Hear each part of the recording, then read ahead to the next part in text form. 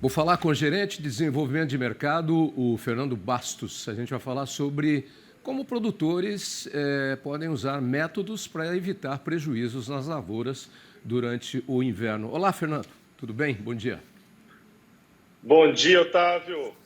Grande prazer estar aqui com você. Todo meu. Bom, o inverno é um período delicado de certos cuidados para a nossa saúde, para tudo, né? Porque é um período de temperaturas baixas extremas, pouca chuva para algumas regiões, né? Então, as lavouras sofrem, mesmo aquelas que precisam se desenvolver durante o inverno, que é um período também importante para certas culturas, né? Mesmo as que têm que se desenvolver e mesmo as que têm que ter uma certa dormência. Faz uma análise para a gente aí do ponto de vista das lavouras, de como é o inverno para as plantas. Excelente, Otávio. Acho que a gente teve agora em algumas regiões que também tiveram chuvas fortes, então isso foi bem relevante também. Então, não só no inverno, mas em várias outras condições, os produtores eles se preocupam com essas anomalias, buscando alternativas de poder superar esses problemas que às vezes acontecem, né? No inverno aqui a gente tem a possibilidade de ter geada. Então, alguns métodos como sistemas anti-geadas ou a possibilidade de antecipar essas informações possibilitam que possa planejar melhor, os produtores possam planejar melhor essas atividades. As antigeadas, inclusive a nossa menina do tempo aqui, a Luísa Cardoso, falou que não havia previsão de geadas para essa época aqui, mas houve uma mudança no modelo climático e pode ser que aconteçam algumas geadas aí nos próximos dias em função das baixas temperaturas. Como é que são esses sistemas de proteção contra as geadas? Tem vários sistemas, mas acho que o principal, que eu acho que é importante todas essas mudanças que você citou muito bem antes, e do papel importante que o Brasil precisa se desenvolver na parte de ter cada vez mais produtividade com sustentabilidade, entender cada modelo, mas também entender as necessidades para a sua área especificamente, que é o que a Ignitia trabalha, de poder entender as previsões específicas para aquele microclima com uma tecnologia específica para o Brasil. E isso que a gente se propõe a apoiar os produtores. E no caso de uma geada, um dos sistemas que eu conheço, que no Sul utiliza bastante, é a utilização da irrigação para formar uma película de água, onde é congelada aquela película de água e a planta sofre menos por conta dessa irrigação. Todas as culturas sofrem com a geada, algumas mais do que outras, né? Traça um panorama para a gente aí. Sem dúvidas, a gente tem algumas culturas, como a maçã, que sofre um pouco menos, outras culturas também que vão sofrer um pouco mais, principalmente a parte de vegetais, onde, principalmente nesse momento, o desenvolvimento é menor, o metabolismo ele é diminuído, e a gente tem a possibilidade de tomar algumas decisões, né? Com tecnologias que possibilitam o planejamento, a gente consegue antecipar alguns problemas antes e se planejar melhor, seja no plantio de um café, seja numa tomada de decisão numa safrinha ou no plantio de verão, antecipar um pouco mais o plantio ou postergar. Então, o que a gente busca é justamente poder apoiar os produtores a se planejarem melhor, entendendo melhor o clima especificamente da sua área. Você falou bem do café. Os produtores de café ficam arrepiados com a palavra geada, né? Porque durante esse período, agora tivemos o início da colheita, agora há pouco tempo, aí no mês de maio, e estamos em plena safra de colheita. E aí as plantas entram numa dormência para brotação e aí depois floração, e elas precisam, não podem ser submetidas à geada. Inclusive a geada judia muito do cafezal. O cafezal sofre muito com a geada, né? Porque pega justamente no período em que a planta precisa se reforçar para depois dar a carga máxima de produção.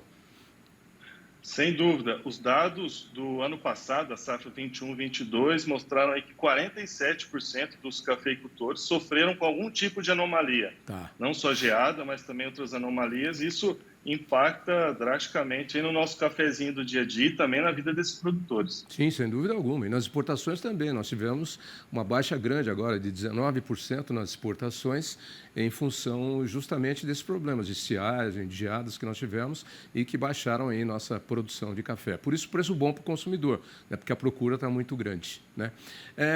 A Ignit, que é a empresa de vocês, faz esse tipo de previsão. De que forma que vocês fazem? Os modelos de previsão que nós estamos acostumados a ver no dia a dia, eles utilizam modelos climáticos dos Estados Unidos, da Europa, como base. E os padrões são diferentes do nosso. São padrões maiores, escalas maiores, um pouco mais previsíveis. E aqui é tudo muito dinâmico. A gente vê que na área que a gente está, numa fazenda, chove e no vizinho não chove. E justamente essa dificuldade dos produtores poderem tomar as decisões no dia a dia, fazer o planejamento. Então, a Ignit criou há 13 anos um modelo específico para a área tropical. Então, a gente tem um modelo específico para o Brasil, entendendo os padrões climáticos e dando as previsões exatas para cada fazenda. Então, quer dizer... Claro, Peraí, deixa eu ver se eu entendi. Então, por exemplo, o pessoal do tempo aí estava falando que a chuva ia parar ontem, por exemplo. Ia continuar chovendo muito no Rio Grande do Sul, como choveu no sul do Brasil, em função de um ciclone extratropical, mas o ciclone já passou, mas houve a entrada de uma outra frente fria que acabou prorrogando essa chuvinha, inclusive até aqui ao sudeste, e agora está parando, né, aqui em São Paulo, mas vai esfriar bastante. E aí, ontem não havia previsão de geadas, e agora, como mudou o modelo climático, há a previsão. Então, a previsão do tempo, de modo geral, ela é uma coisa macro, e o que vocês fazem é mexer no micro, é isso, por isso que são mais objetivas.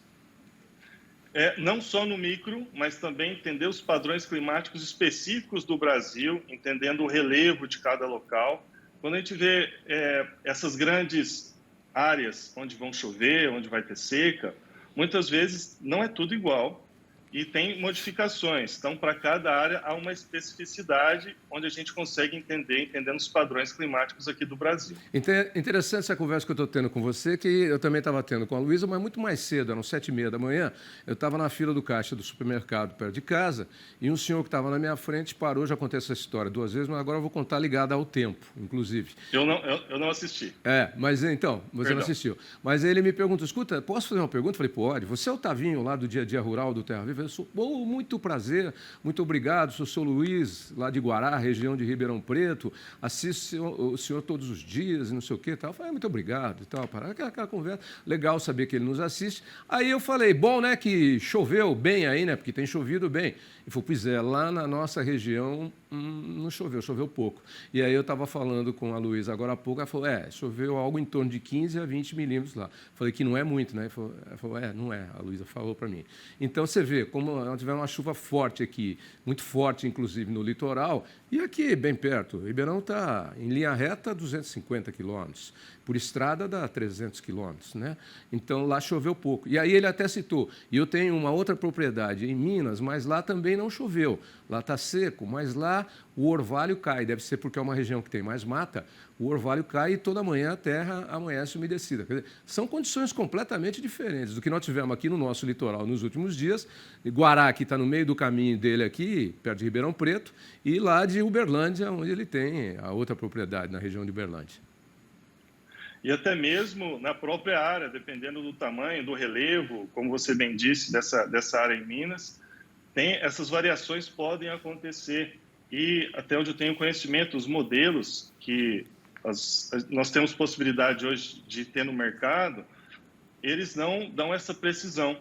E o que a Ignit veio é justamente para poder apoiar esses produtores a entenderem a sua área e as decisões que eles tomam no dia a dia, seja o plantio, uma pulverização, que muitas vezes pode acontecer uma chuva que não estava sendo esperada pela previsão, e ele tem que ter todo o retrabalho. A gente quer ajudar a ter mais sustentabilidade. Você perguntar uma coisa está relacionada a isso, mas é um pouquinho fora, mas está dentro. Vocês que têm há 10 anos esse modelo aí de como é que funciona o tempo numa visão equatorial e tropical, que são os climas que prevalecem, subtropical também no Brasil, como é que vocês estão vendo mudanças climáticas? É uma fase ou é uma coisa que realmente veio para ficar? Sem dúvida, é o que veio para para ficar, porque as mudanças elas têm sido cada vez mais constantes e mais dinâmicas.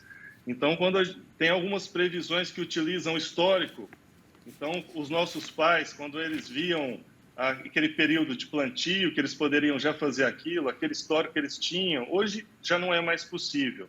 E as mudanças estão cada vez mais aceleradas. Então, é justamente isso, uma oportunidade do produtor buscar mais tecnologia para que ele possa apoiar nas decisões e possa ter mais tempo com a família e menos preocupação. É verdade, eu me lembro da minha infância lá em Marília, saindo cedinho, indo para a escola. No período do inverno, você sempre tinha muito frio, tinha muita neblina, névoa. Hoje em dia você já não vê mais. São Paulo mesmo, quando eu vim para cá, era a terra da garoa ainda. Garoa aqui, garoou ontem, hoje de manhã. Mas antigamente ficava o inverno todo praticamente. Então, é só você observar que tem diferenças. Bem, para quem quiser contratar os serviços de vocês, como é que vocês fazem? Como é que é o sistema de vocês? A Ignitia hoje está disponível no mercado apenas para as grandes empresas que têm distribuídos para os seus clientes, mas em breve a gente também vai estar disponível para o produtor rural de forma direta. E basta buscar a gente ignitia.se, que é uma empresa sueca, apesar de ter uma tecnologia específica para o Brasil.